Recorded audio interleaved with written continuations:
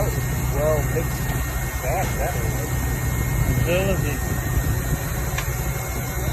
That was super consistently. And you notice how that went wide there this time. Oh, yeah. There was nothing else probably going to get stuck in there. No, Yeah, he's good now. I'm telling you. You're gonna make him be back to Justin. Every time that you dump your truck after using this, it makes so much of the cleaner up as you can see. We need like a hand wash thing or something. Yeah. So that doesn't you just clean your lip and stuff off. Something I can pump spray in my hand. Yeah. Are you guys making that, dude?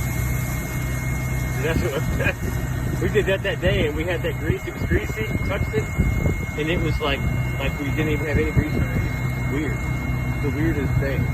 Because usually that orange stuff takes a lot of scrubbing. This stuff, you just touched it, and it was gone. You're like, what the heck? It was weird.